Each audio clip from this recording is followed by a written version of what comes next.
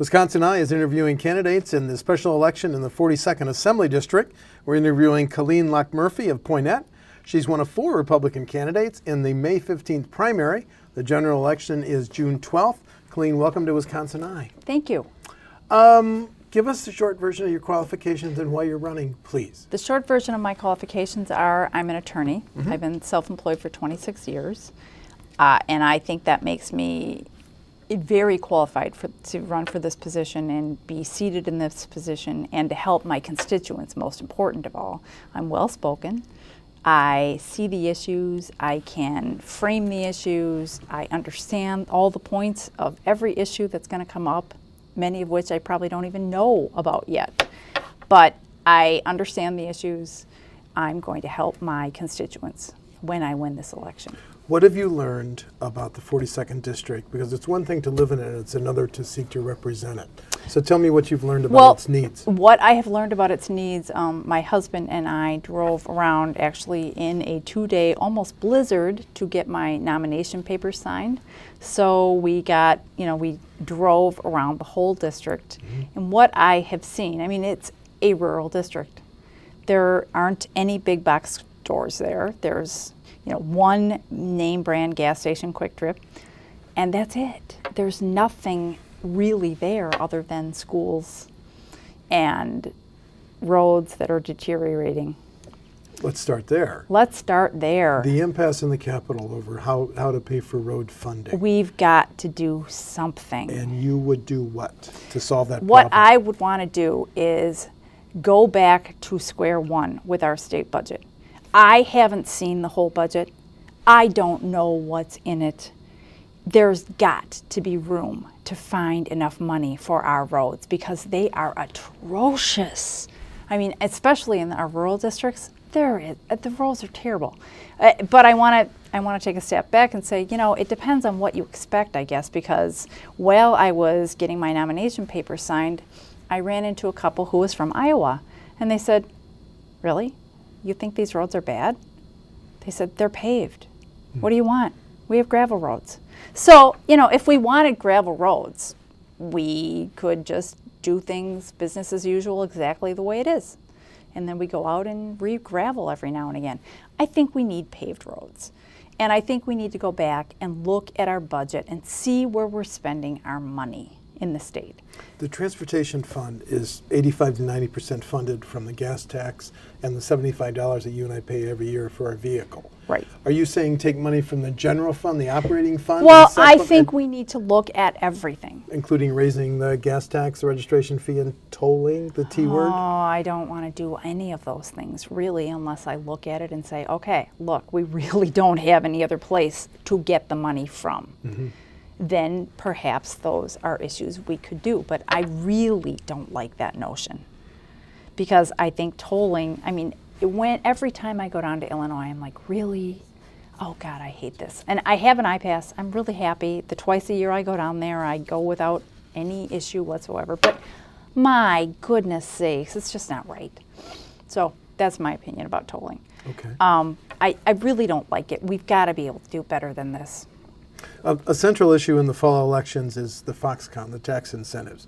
$2.85 billion, that's just the state potential incentives if Foxconn hits its development and hiring targets. Would you have voted for that? No. Why? Because I don't want anybody messing with our water. On a environmental standpoint? It's environmental, and it's more than that, though. It's, we all drink water. Our livestock all drinks water. We need water to grow our plants and our crops. We need water. We are lucky enough to have an abundance of water. Why are we just giving it away? And last week the DNR approved the diversion from Lake Michigan through Racine to I realize that. Okay. I don't like it. I didn't have a vote. I maybe would have voted. I definitely would have voted differently. Okay. You said when you toured the district to get nomination papers, you don't have any large retailers, and I understand that. But the controversy in the Capitol is the dark store controversy. I understand which as an attorney, you understand. Does the Capitol need to fix that? Well, I think they should, because we need to fund our education. Our kids, statewide, our kids need to be educated for us as a state to be competitive. If they're not educated, where are we going to compete in the global economy? Do we need to raise taxes to come up with more money for our K-12 school system? Again, I hope not, because I know when I pay my taxes, it hurts. I mean, we need to educate our children, and I totally agree with that. But oh my goodness, it hurts. And I had people come up to me while I was getting my nomination paper signed. They're like, "Oh, well, can we take that off the property tax rolls?" No, we can't. We've got to, we need something to fund our education, and that has been a very effective way to fund it. We've got to come up with something. Our schools are not doing well. Do we need more money for our K-12? I'm not sure.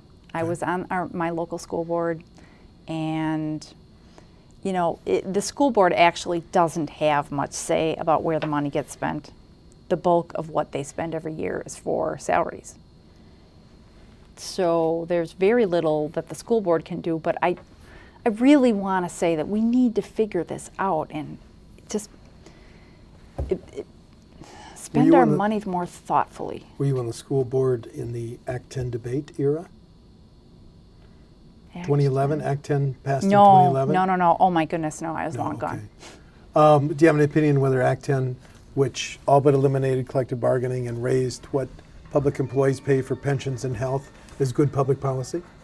Well, I think it probably is good public policy. Act 10 only was. Because every individual needs to pay for their health care, their retirement, and I think our public employees were kind of skating. Joyce, the voucher system, started out in Milwaukee, expanded to Racine, now it's statewide. Yes. Should it expand further? How do you feel about Choice? How can it expand beyond statewide? You can, if you raise the income criteria, you would allow more families to qualify.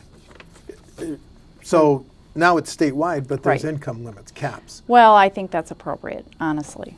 I don't know that much about the Choice program because I was out of high school by the time it started. I was in Milwaukee, but I was out of high school. Mm-hmm. And so that was never something that we talked about at home. It was never discussed. I don't necessarily have a problem with it, but I do have a problem with the notion that it takes away dollars from our public schools. And really, we, as a people, we need our public schools. And if we take away money from our public schools to fund private schools, albeit good and appropriate to have those independent schools, mm-hmm. We are tasked with educating our children in the public schools. We have frozen resident undergrad tuition in the UW system for 6 years. Should we freeze it for a 7th and 8th year? Absolutely. My kids aren't out of school yet. I've got 2 years left. You do. Okay. When we talk about school safety, we have a debate over gun laws. Do we need to change gun laws in the state of Wisconsin? No, we need to change our parenting. Explain. Well, I think that gun laws it's another piece of paper, and they're not going to stop anybody from doing another horrible, very bad thing that none of us can even imagine what it is right now. Okay. I think that these horrible tragedies are really the result of poor parenting on the part of the parents of these young individuals. I mean, these poor people are crying out for some positive adult interactions. And they haven't had it probably ever, or since they were tiny babies. We need to figure out a way to get our kids to be better parented. I don't know how to do that. I haven't figured that out in 26 years of being a lawyer. I was a guardian ad litem for many, many years. That's the attorney who's an advocate and for the best interest of the children. And so I was that guardian ad litem in cases, from a divorce case to a guardianship case to a TPR. I have seen those kids. we need better parenting, and we can't legislate that. Can, following up on that, is it the role of state government to better fund mental health resource systems to deal with that? That would be nice, but I don't know that that's going to get us better parenting. You're right. The state assembly cannot Make people be better parents. Right. Yeah. But can it engender and can it enact policies that might go towards that? I don't know that those mental health policies would go toward that. And that's my personal conundrum, because, if I'm the assembly person for the 42nd district, which of course I will be, my constituents of course want better mental health for all of our young people and all our state, everybody. We all want better mental health. How do we get there? I don't know. Is the guardian ad litem and the foster care system failing some of these children? They're failing all of them. At risk, failing all of them? I think they're failing all of them.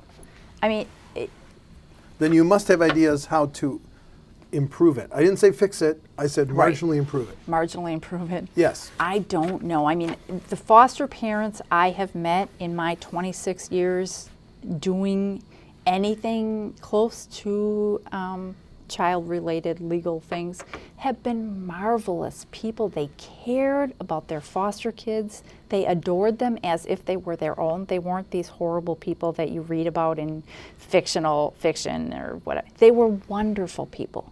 They were people who I would have been so happy if, for some reason, they were taking care of my kids. Fortunately for me, they never did take care of my kids. I took care of my kids, or my ex-husband took care of my kids. But they were really, really good people. Our foster care system, the people who are foster parents are not the problem. We need more of them, but they're not the problem.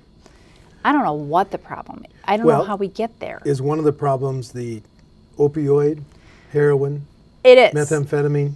It is. Abuse?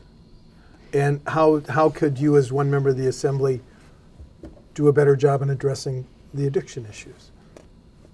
Well, that's a problem. If someone smarter than me hasn't figured it out by now, I don't know who is going to figure it out.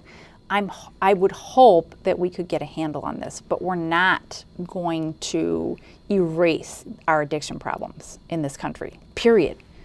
And my addictions are Tab, which is a Diet Cola, coffee in the morning, and fabric. And I can keep it control. I can, and sure. I do, but not everybody has their addictions as in control, and not all the addictions are as benign. The rural area that you want to represent, what do you think is its greatest need? I mean, is it broadband? Is it jobs? And if so, how do you improve the economy of Assembly District 42? Overall, I realize broad strokes. That's a really broad question. I know, but I don't know. I mean, that was one of the things that I really noticed when we were driving around getting my nomination papers signed. It's a poor district in that, it doesn't have any big box stores or any commercial. And I mean, I'm sure it has commercial stuff, but it's not stores or retail or where do you go? What do you, if you want to go just hang out with a couple of friends, where do you go? It's a good question. Right. Part of the issue when you debate local economies, well, statewide is the minimum wage. Should it be raised? I think that the market should be in charge of what the minimum wage is. I can't say, oh, you need to make minimum wage be $25 an hour or whatever we're saying it should be, because no one will pay that, and we just won't hire anybody. They'll fire all their minimum wage workers and they'll make do. Okay. We've talked about a number of issues. I want to give you a chance. Is there any other issue that is central to your campaign that I haven't brought up? I want to give you an opportunity. Well, I think you pretty much brought up, you got transportation, you got education, and we got water. Those are my big points that are critical to me. So okay. We're there. Primary election, May 15th. You're one of 4 Republicans. I am. You want to highlight differences between you and your 3 primary opponents? Certainly. I have the legal experience to understand the issues. I am also I can talk to anybody, and I can find common ground with anybody. And I don't, not just my constituents in the 42nd district, but I'm saying when I am in the state legislature, I can talk to the people in the representatives from inner city Milwaukee, and we can find a bond. And I can find a way to work with everybody in the assembly. And that is key. We need to have more cooperation in our legislature. We need to move together to move forward. Okay, appreciate that. Colleen Locke-Murphy of Poynette is a Republican. She's one of 4 Republicans in the May 15th primary in the special election, Assembly District 42. The general election is June 12th. Colleen, thank you so much for talking to Wisconsin Eye. Thank you. Thanks.